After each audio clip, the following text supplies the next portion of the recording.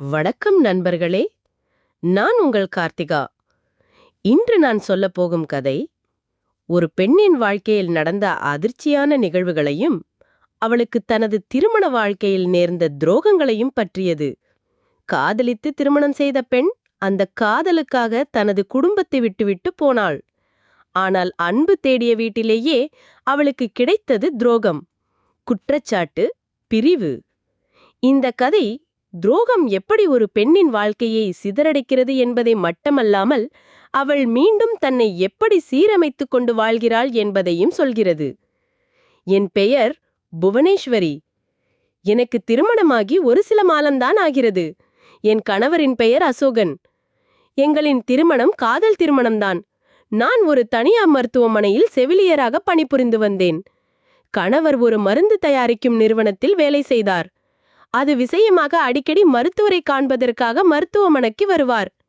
அப்பொழுது ஏற்பட்ட பழக்கத்தில் காதல் ஏற்பட்டு பின்னர் திருமணமும் செய்து கொண்டோம். அதன் பிறகு வேலையை விட்டுவிட்டு வீட்டில்தான் இருந்து வருகிறேன். நாங்கள் காதல் திருமணம் செய்து கொண்டதால் எங்கள் வீட்டிலிருந்து ஜாதி, அந்தஸ்து என்று மிக கடுமையான எதிர்ப்பு வந்தது. நான் தான் உறுதியாக நின்று கணவரை திருமணம் செய்து கொண்டேன். கணவரின் அம்மாவிற்கும் எங்கள் திருமணத்தில் விருப்பமில்லை. இரு வீட்டாரும் சம்மதிக்காததால் நாங்கள் தனியாக வீடெடுத்து குடும்பம் நடத்தி வருகிறோம். 6 மாதங்களுக்கு பிறகு இப்பொழுதுதான் நான் கர்ப்பமாக உள்ளேன். இதுவரை இந்த சந்தோஷமான செய்தியை என் கணவருக்கு தெரிவிக்கவில்லை. அதற்கு காரணமும் இருந்தது. கணவர் வேலை விஷயமாக பக்கத்து மாநிலத்திற்கு பயணம் செய்ய வேண்டியிருந்தது. அப்படி சென்றால் திரும்பி வருவதற்கு 1 மாதங்கள் ஆகும். அந்த 1 மாத காலமும் என்னையே நினைத்து கவலைப்படுவார் என்று நினைத்தேன். அவர் சென்று வந்ததும் இந்த சந்தோஷமான விஷயத்தை தெரிவிக்கலாம் என்று நினைத்திருந்தேன். அப்படி கணவர் போவதற்கு 2 நாட்களுக்கு முன்பு கணவரை காண்பதற்காக அவரின் அப்பாவும் அம்மாவும் வீட்டிற்கு வந்தனர். அவர்களை பார்த்த கணவர் சின்ன குழந்தையைப் போல துள்ளி குதித்தார். ஏனெனில் அம்மாவின் மேல் அவ்வளவு பாசமாக இருந்தார். அவர்களும் அப்படித்தான். மகனை பார்த்ததும் கண்ணீர் விட்டு அழத் தொடங்கினர். அவர்களின் பாசத்தை பார்த்து எனக்கே எனது அப்பா அம்மாவின் ஞாபகம்தான் வந்தது. கணவரும் அம்மாவை பற்றி நிறைய சொல்லியிருக்கிறார். அம்மா தன்மேல் எப்படியெல்லாம் பாசமாக இருந்தார் என்று மாமியாரை பார்த்ததும் எனக்கும் சந்தோஷமாகத்தான் இருந்தது. எங்களின் காதல் திருமணத்தை மறந்து தன் மகனை பார்க்க வந்திருக்கின்றார் என்று. பின்பு என்னையும் அழைத்து பேச ஆரம்பித்தார். அவர் பேசியதிலிருந்து நல்ல குணமுடையவர் என்பதை தெரிந்து கொண்டேன். மாமனாரும் அமைதியாக காணப்பட்டார். கணவருக்கு ஒரு அண்ணனும் உண்டு. அவருடன் தான் மாமியாரும் மாமனாரும் வசித்து வந்தனர். அவருக்கு திருமணமாகி குழந்தைகளும் உள்ளனர். அவரை பற்றி கணவரும் விசாரிக்க ஆரம்பித்தார். அவரை பற்றி கேட்டதுமே மாமியார் அழ ஆரம்பித்தார்.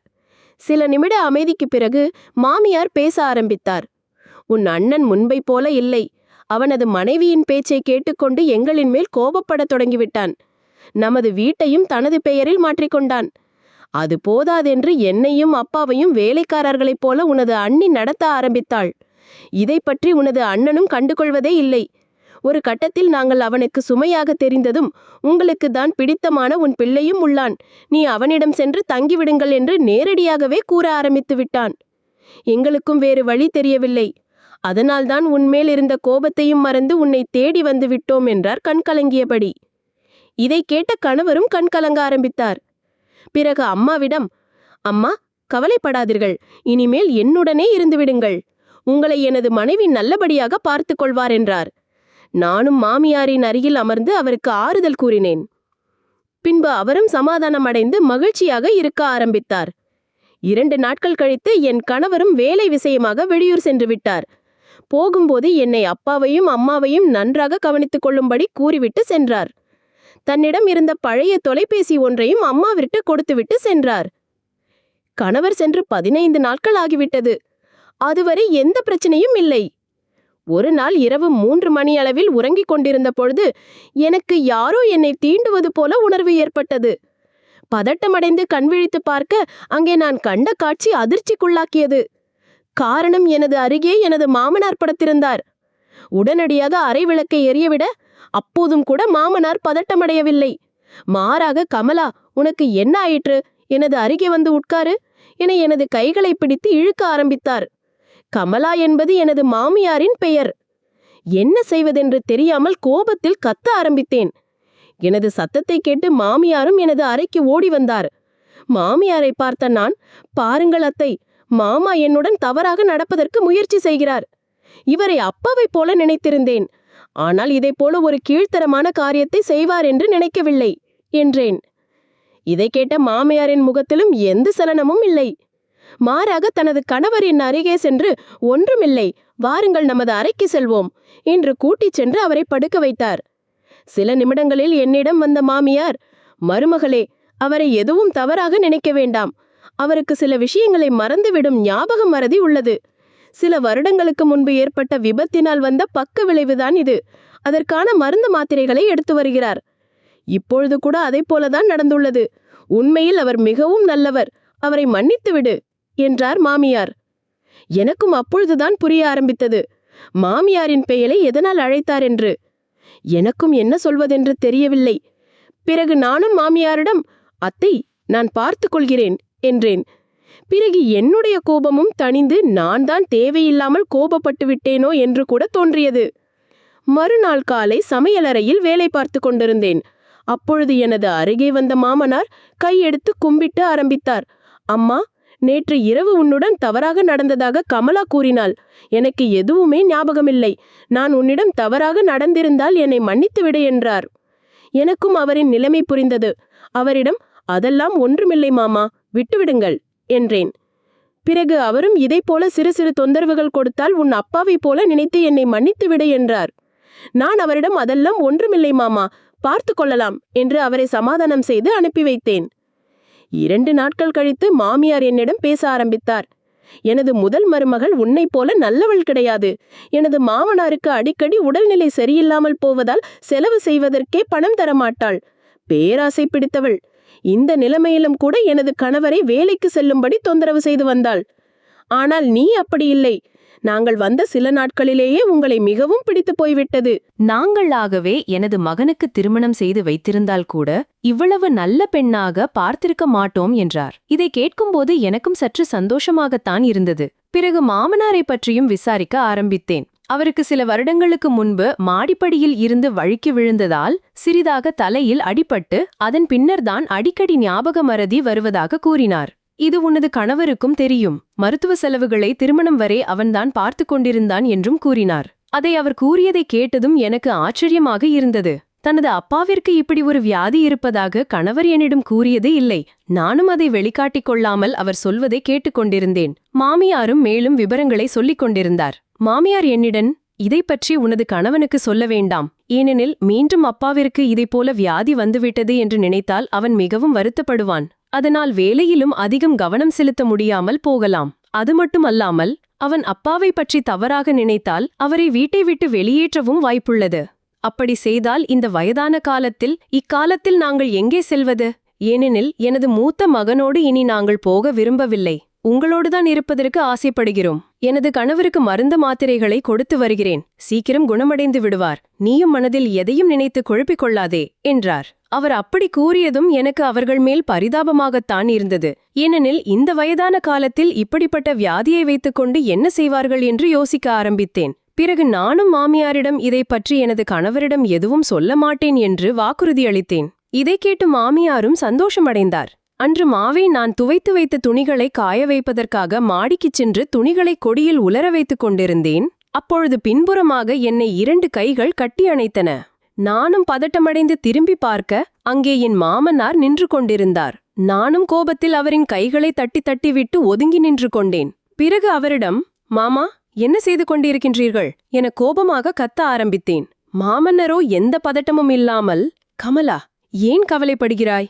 எதற்காக ஒதுங்கி செல்கிறாய்? உன்னை கட்டி அணைக்காமல் வேறு யாரை கட்டிப்பிடிக்க முடியும் என்றார். எனக்கு ஓரளவு புரிந்து போனது. மீண்டும் அவருக்கு மறதி வந்து என்னிடம் தவறாக நடந்து கொள்கிறார் என்று. அந்த நேரத்தில் சரியாக மாமியாரும் மாடிக்கு வந்துவிட அவரிடம் விவரத்தை கூற அவரும் கோபமாக தனது கணவரை அழைத்து சென்றார். எனக்கும் என்ன செய்வதென்று புரியவில்லை. மறுநாளும் அதைப் போலவே சமையலறையில் பின்புறமாக என்னிடம் தொட்டு பேச நானும் பொறுமையிழந்து போனேன். பிறகு மாமியார்தான் என்னை சமாதானம் செய்து வைத்தார். எனக்கு ஒரு விஷயத்தில் மட்டும் குழப்பமாகவே இருந்தது. மாமனாருக்கு என் விஷயத்தில் மட்டுமே மறதி வந்து கொண்டிருந்தது. மற்ற விஷயங்களில் மறதி வந்ததாக தோன்றவில்லை. அனைத்து வேலைகளையும் சரியாகவே செய்து வந்தார். அன்று முழுவதும் யோசித்து நான் இதை பற்றி எனது கணவரிடம் தெரிவிக்கலாம் என்று முடிவு செய்துவிட்டேன். காரணம், என்னால் இதற்கு மேலும் பொறுத்துக்கொள்ள முடியவில்லை. அனைத்து நேரங்களிலும் என் மாமியார் என்னை பாதுகாப்பார் என்ற நம்பிக்கை இல்லை. என்றாவது ஒரு நாள் தவறாக ஏதாவது நடந்துவிடுமோ என்ற பயமும் இருந்தது. நானும் கணவரின் தொலைபேசிக்காக காத்திருந்தேன். அனைத்து விஷயங்களையும் இன்றே சொல்லிவிட வேண்டும் என்று கணவர் 2-3 நாட்களுக்கு ஒருமுறைதான் தொலைபேசியில் தொடர்பு கொள்வார். அவரது அம்மாவிற்கும் தொலைபேசி பேசிவிடுவார். அவர் பேசும் நேரமும் மாமியாருக்கும் தெரியும். இரவு 8 மணி அளவில் எனது அறைக்கு வந்த மாமியார், உனது கணவன் தொலைபேசியில் தொடர்பு கொண்டால் என்னிடம் கொடு என்றார். நானும் குழப்பமாக அவரை பார்க்க, ஒன்றுமில்லை, கிராமத்தை பற்றி சற்று பேச வேண்டும் என்றார். நானும் சரி என்று கூற, சரியாக அந்த நேரத்தில் கணவரும் தொடர்பு கொண்டார். நானும் முதலில் மாமியார் பேசிவிட்டு தொலைபேசியை தரட்டும், பின்பு இதை பற்றி கூறலாம் என்று முடிவு எடுத்து அவரிடம் கொடுத்தேன். அவரும் தொலைபேசியை வாங்கிக் கொண்டு தனது அறைக்கு சென்று விட்டார். அங்கே மாமனாரும் மாமியாரும் கணவரிடம் வெகுநேரமாக பேசிக் கொண்டிருந்தனர். எனக்கு எதுவும் கேட்கவில்லை. பிறகு மாமியார் என்னிடம் வந்து தொலைபேசியை கொடுத்தார். ஆனால் அது அணைக்கப்பட்டு இருந்தது. மாமியாரும் என்னிடம், உன் கணவனுக்கு முக்கியமான வேலை இருப்பதால் நாளை பேசுவதாக சொல்லிவிட்டான் என்றார். நானும் அமைதியாகிவிட்டேன். நாளை தொடர்பு கொண்டால் எப்படியும் அனைத்து விஷயங்களையும் கூறிவிட வேண்டும் என்று முடிவெடுத்திருந்தேன். அன்று இரவு உறங்குவதற்கு முன்பு அறைக்கதவை பூட்டுவதற்கு முயற்சி செய்தேன். ஆனால் அது பழுதாகியிருந்தது. சில நாட்களாக அறைக்கதவை மாமனாருக்கு பயந்து பூட்டிவிட்டுத்தான் உறங்கச் செல்வேன். நானும் சில நிமிடங்கள் முயற்சி செய்து கயிற்றால் கட்டிவிட்டு உறங்க சென்றேன்.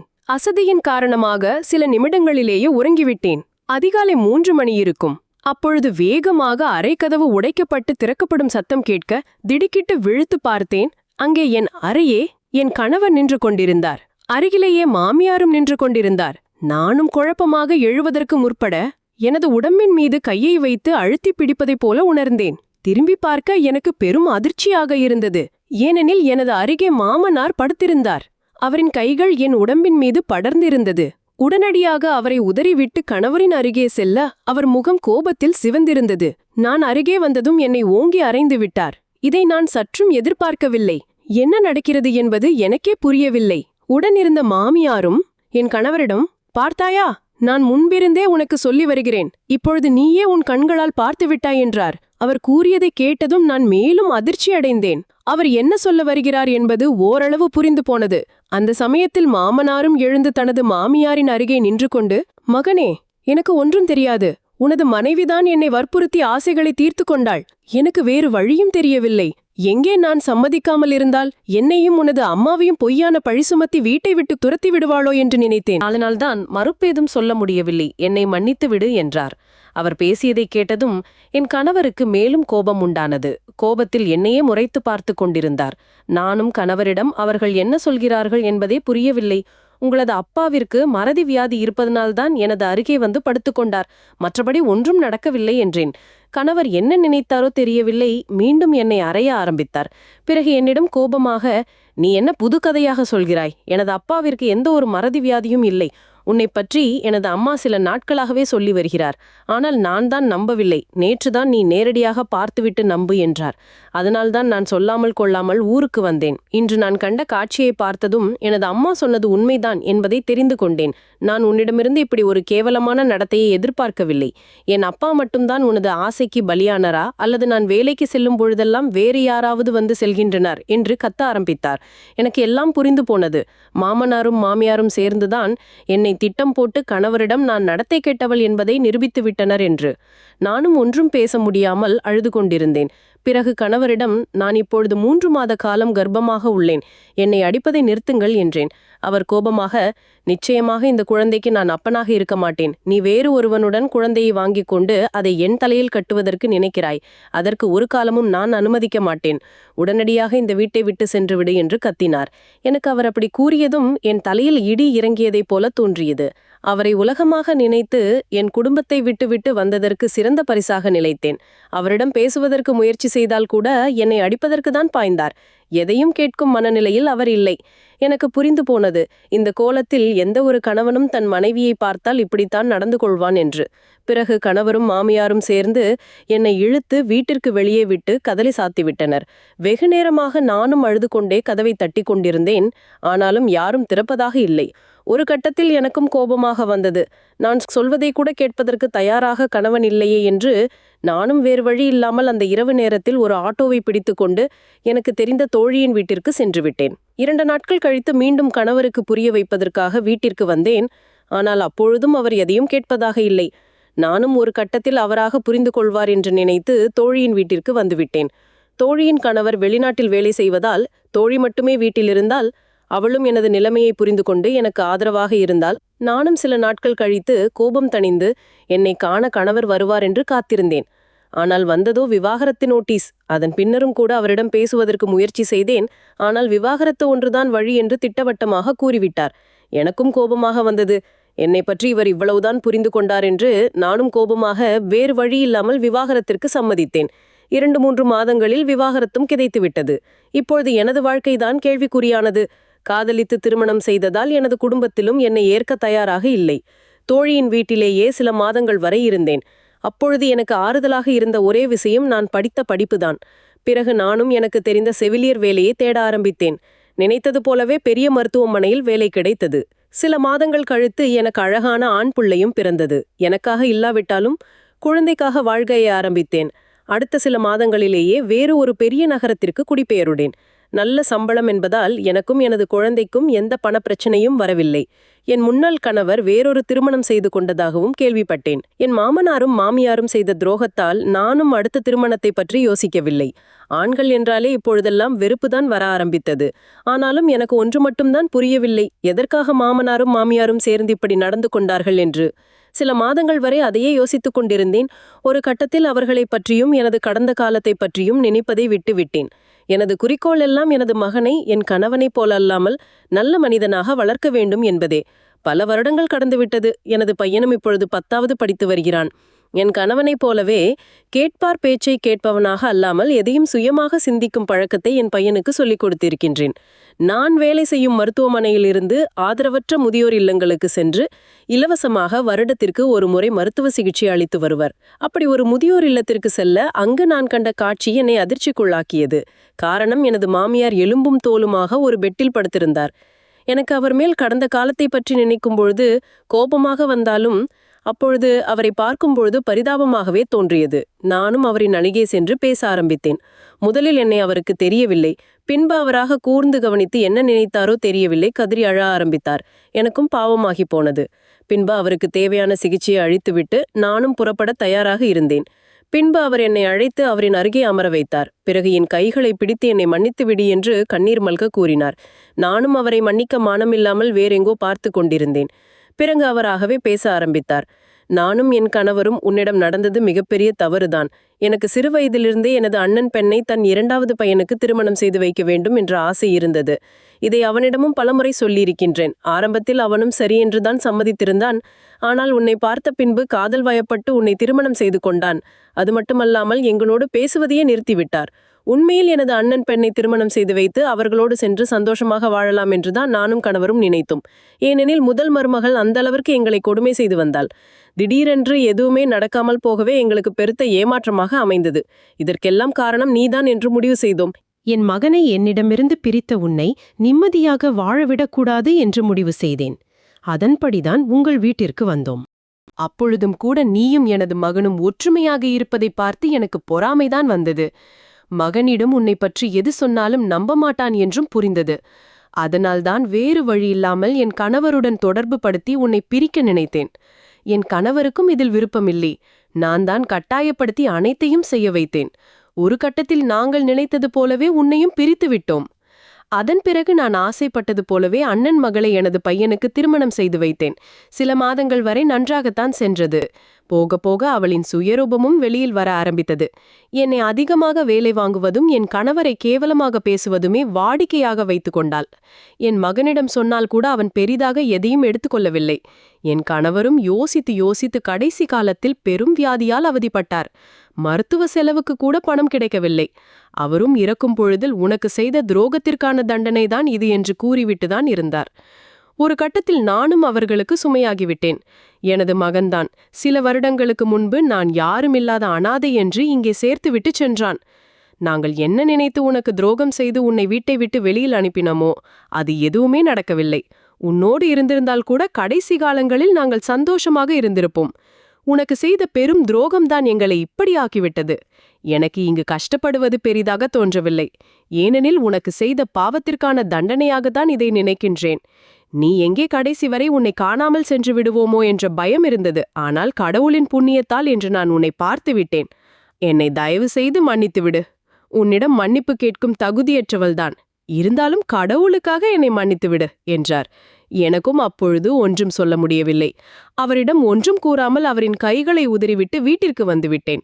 2 நாட்கள் வரை அதை பற்றிதான் சிந்தித்துக் கொண்டிருந்தேன்.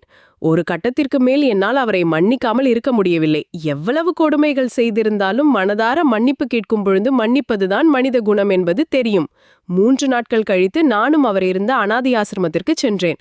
அங்கு அவரை பற்றி விசாரிக்க அவர் 2 நாட்களுக்கு முன்பே இறந்துவிட்டார் என்றும் அனாதை என்பதால் நாங்களே அடக்கம் செய்துவிட்டோம் என்ற சோகமான செய்தியை தெரிவித்தனர். அவர்கள் கூறியதை கேட்டதும் எனக்கு அழுகை வந்துவிட்டது. நானும் அவர் புதைக்கப்பட்ட இடத்தில் அமைதியாக சில நிமிடங்கள் நின்றுவிட்டு அவரை மன்னிப்பதாக கூறிவிட்டு வந்தேன்.